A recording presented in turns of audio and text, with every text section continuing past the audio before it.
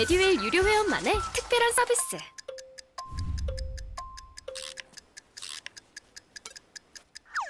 하치하차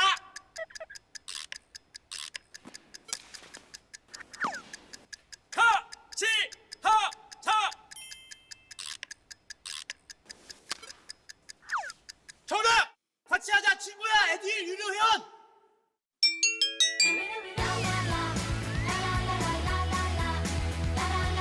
친구 소개하고 현금 받는 혜택.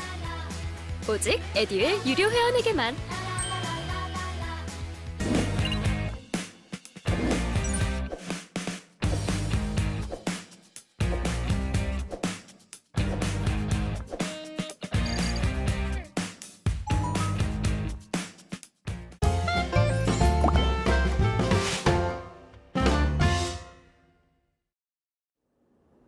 자, 여러분, 또 한번 시작해 보도록 하겠습니다. 우리 이제 17번 문제인데요. 17번은 행정심판법 제4조의 3항에 있었던 거잖아요. 이걸 또 이제 수차례 말씀드렸던 것 같습니다. 행정심판법의 어떤 힘을 실어주는 규정이 4조였다. 얘기해 드렸고요. 자, 관계행정기관의 장, 선택지 1번입니다. 검정색으로 밑줄 그어주시고요.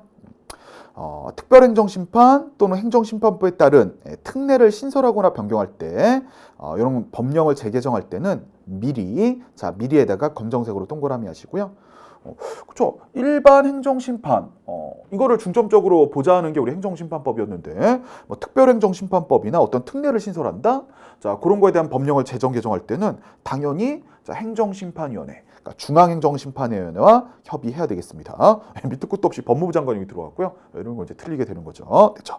자, 그다음에 또 하나 중요했던 게 있죠. 자, 협의를 해야 되지 동의가 아니었습니다. 됐죠? 그래서 그 부분도 되게 조심하라 그랬고, 그렇지? 여러분 예전에 뭐 드라마 동의를 받느냐 그러고, 그렇지? 그건 이고 이건 의잖아요, 그렇지? 막 이러고 막 여러분 아무도 안 웃어줬는데 기억나십니까? 하여튼 그 법조문이었습니다. 보자마자 왜 법무부 장관 이러고 하셔야 돼요, 그죠? 그래서 약간 요게 이제 이해가 바탕이 돼야 되는 부분인 거죠. 그래서 행정심판, 일반 행정심판에 힘을 실어줘야 되는데 구태여 뭐 특별행정심판이나 특례신설 이런 거 할 때는 미리 중앙행정심판위원회와 협의를 해야 되겠습니다. 그래서 미리의 검정색으로 동그라미 주셨죠? 자, 법무부 장관 지우시고요. 중앙행정심판위원회 이렇게 적으시면 되겠습니다. 그래서 중앙행정심판위원회 검정색으로 적어주시고 실은 이제 협의가 중요한 거죠. 동의가 아니었습니다. 협의에다가 파란색으로 동그라미 해주시면 되겠습니다. 됐고요. 여러분 18번 문제 한번 보겠습니다. 자, 행정소송의 대상이 되는 처분에 관한 판례 내용을 옳지 않은 거 그랬는데요. 요거 역시 정답이 1번이었습니다. 자, 지방노동위원회 처분에 불복합니다. 됐죠? 그럼 처분 송달일로부터 10일 이내에 중앙노동위원회 재심을 신청하고요. 그럼 중앙노동위원회 재심판정서. 자, 재심판정서 파란색으로 동그라미 해주세요. 그러니까 지방노동위원회 처분에 대해서 불복하려고요. 자, 중앙노동위원회 재심을 신청했는데요. 그래서 중앙노동위원회 재심판정서. 자, 재심판정서 파란색으로 동그라미 하시고요. 자, 검정색으로 끄집어내셔갖고요. 이분 소송하려고 그러는 거잖아요. 그러니까 이 중앙노동위원회 재심판정서 요것도 마음에 안 들었나 봅니다. 마음에 안 들면 여러분 되겠죠? 마음에 들면 소송할 이유가 없죠. 자, 마음에 안 들면 이렇게 적어놓으시면 되겠죠. 그 재심판정서 받은 날로부터 15일 이내에 누구를 피고로 합니까? 밑도 끝도 없이 웬 고용노동부 장관요? 그렇죠? 지금 중앙노동위원회 재심판정 요거에 대해서도 불만이란 거잖아요. 그래서 소송으로 다퉈보겠다 이거 아니에요. 그렇죠? 자, 그럼 누구를 피고로요? 중앙노동위원장을 피고로 해야 됐다. 요거 이암기에서 우리가 여러 번 말씀드렸던 부분입니다. 이해되셨죠? 저 중앙노동위원회 재심판정이 있는데 내가 불만이 없으면 더 이상 소송할 이유가 없잖아요. 자, 근데 이런 재심판정에 대해서도 불만이 있다. 그럼 재심판정서 받은 날로부터 15일 이내에 중앙노동위원장을 피고로 해서 재심판정 취소해소를 제기하면 될 겁니다. 고용노동부 장관이 밑도 끝도 없이 들어왔습니다. 됐죠? 그래서 고용노동부 장관 지우시고요. 중앙노동위원장. 자, 중앙노동위원장. 자, 한 번만 적으시면 되겠습니다. 맞죠? 중앙노동위원회 재심 판정이 마음에 안 들어서 소송하겠다는 거잖아요. 중앙노동위원장 피고로 해갖고요. 재심 판정 취소해소를 제기하면 되겠습니다. 그 뒤에 피고에다가 파란색으로 동그라미 하시면 되겠습니다. 자, 요거 이암기에 있었던 부분 잘 정리해 주시기를 부탁을 드립니다.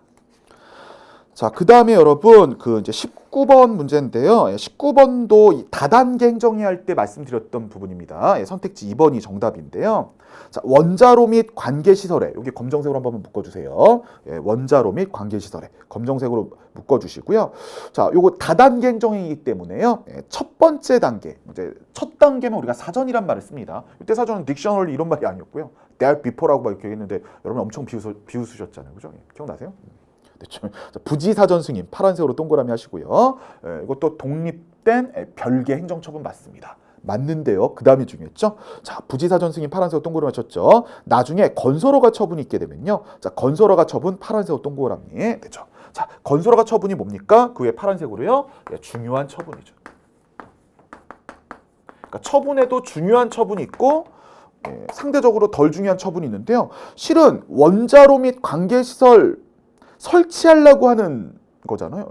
건설허가 처분이 주된 처분, 중요한 처분이 되는 겁니다. 그렇죠? 이 중요한 처분이 있게 되면 자, 되더라도 지우시고요. 검정색으로 되면이라고 해주세요. 그러니까 부지사전 승인 처분이라는 건 실은 건설허가 처분이라는 중요한 처분이 있기 전까지는 독립한 별개 처분인데요.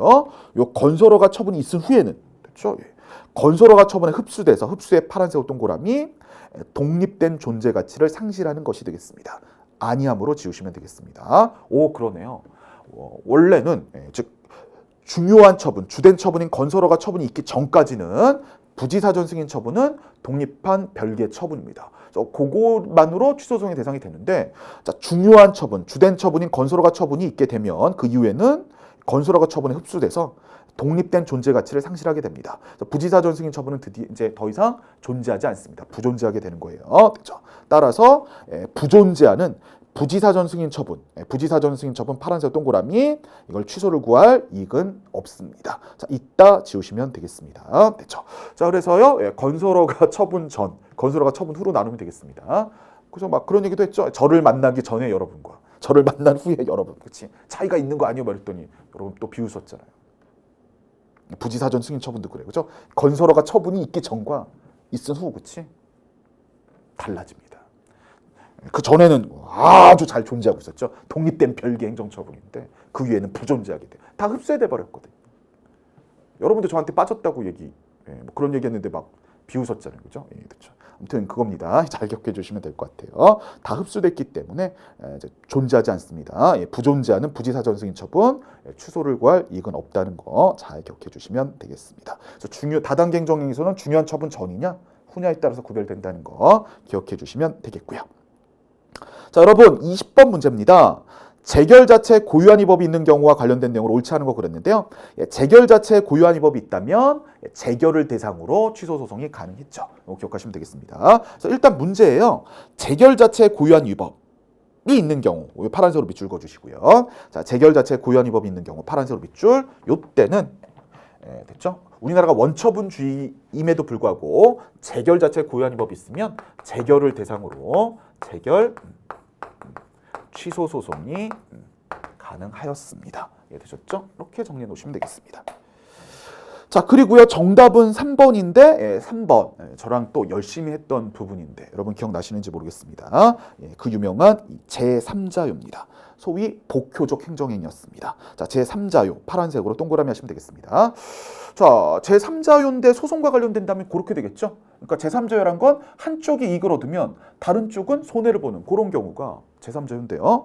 자, 요거를 우리 재결과 엮으려면 요런 식이 된다고 제가 말씀을 드렸습니다. 자, 어떻게 되는 거냐면요.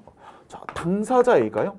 우리가 뭐 처분에서 가장 일반적인 건 허가니까 당사자가 허가를 받았습니다. 근데 당사자 A가 허가를 받으면 이 제3자는 뭔가 손해가 있나 봅니다. 그렇죠? 그래서 제3자는요. 이렇게 당사자 A가 받은 허가를 취소해달라. 그렇죠? 자신은 허가받은 게 없어요. 당사자가 A가 받은 허가. 그 허가를 당사자 A가 받은 허가입니다. 취소해달라고요. 허가 취소 심판을 청구할 수가 있습니다. 뭐 이렇게 될 수 있겠죠. 그렇죠? 네, 선택지 3번 보시면 그래서 어떻게 됐습니까? 인용재결이 났습니다. 취소 심판에서 인용재결은 대표적인 게 취소재결이겠죠. 그렇죠? 예를 들어 취소재결이 났다고 봅시다. 쉬운 말로요. 취소 대결 났으니까요. 허가가 취소됐습니다. 좀 따라서 허가가 취소됐습니다. 이렇게 됩니다. 자, 누가 난리가 났습니까? 난리 났어요. 누가 난리 났냐? 제3자요, 당사자예요? 광사님, 난리 난 게 좋은 쪽으로 난리 난 겁니까? 안 좋은 쪽으로 난리 난 겁니까? 난리 났다는 건 안 좋은 쪽으로 난리가 난 거니까.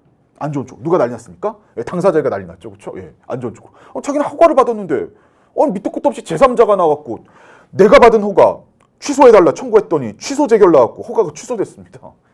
당사자이 당황했죠. 그렇죠? 자, 그럼 당사자인은 어떻게 해야 되냐 이겁니다. 소송을 제기하고 싶은데 이렇게 되는 겁니다. 자신이 받은 허가에 대해서 취소 소송 제기해요? 그렇죠? 이 허가는 원처분이죠. 예. 자신이 받은 이 원처분에 대해서 취소해달라? 삐꾸죠. 그치? 예, 그럼 뭐에 대해서요? 재결에 대해서요. 그렇죠? 이 재결.